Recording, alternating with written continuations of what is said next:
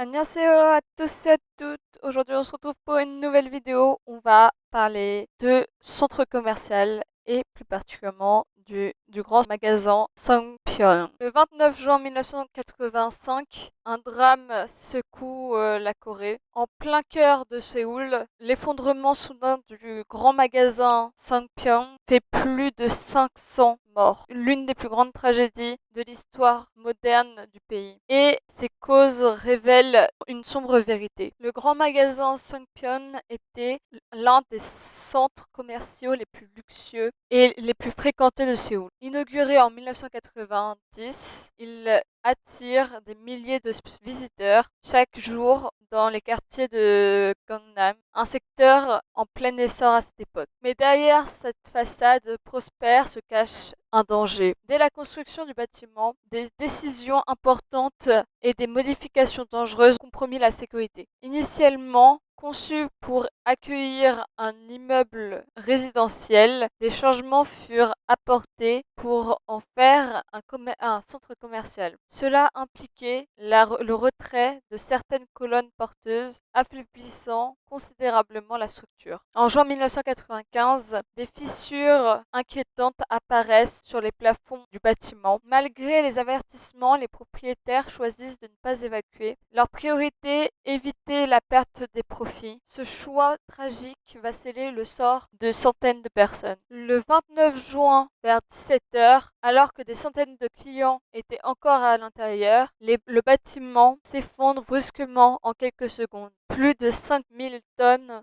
de béton s'effondrent, piégeant les personnes sous les décombres. Les secours se lancent immédiatement dans une course contre la mort. Pendant plusieurs jours, les équipes fouillent les ruines, tentent de retrouver des survivants. Des centaines de personnes sont portées disparues sous les décombres. Miraculeusement, 17 jours après l'effondrement, une survivante est retrouvée vivante, blessée mais toujours consciente. Le bilan final est terrible. 502 personnes sont mortes et 930 étaient blessées. C'est l'une des pires tragédies civiles en temps de paix dans l'histoire de la Corée du Sud. Le pays entier est endeuillé et la tragédie laisse des marques indélébiles dans la mémoire collective. L'enquête révèle que l'effondrement est directement lié à des erreurs humaines. Les colonnes porteuses ont été retirées pour agrandir l'espace commercial. Pire encore, un cinquième étage destiné à un restaurant avait été ajouté au bâtiment sans respecter les normes de sécurité. Ces ajouts ont considérablement alourdi la structure. Les matériaux utilisés avaient été également de mauvaise qualité et aucune vérification stricte n'avait été faite pendant la construction. Les propriétaires du grand magasin, dont Lee Jong,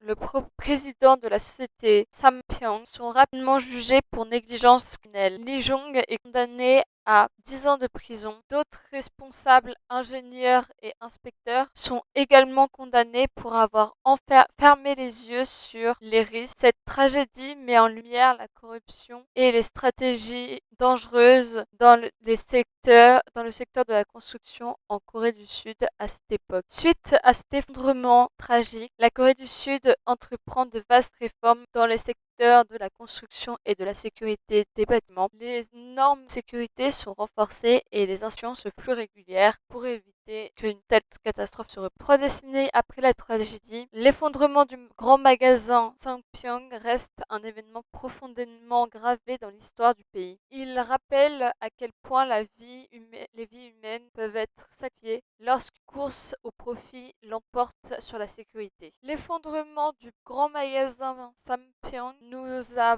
montré que la négligence, l'avidité peuvent mener à des désastres aux conséquences irréparables. En mémoire des victimes, cette catastrophe a marqué un tournant décisif dans la gestion de la sécurité publique en Corée du Sud. L'effondrement du grand magasin Songpyeong, une tragédie nationale dont les leçons continuent de résonner. J'espère que cette vidéo vous aura plu. N'oubliez pas de laisser un pouce bleu, de me dire en commentaire si vous connaissez déjà cette histoire et de vous abonner parce que vous êtes quand même plus de la moitié à ne pas être abonné et à regarder mes vidéos. 안녕히 계세요!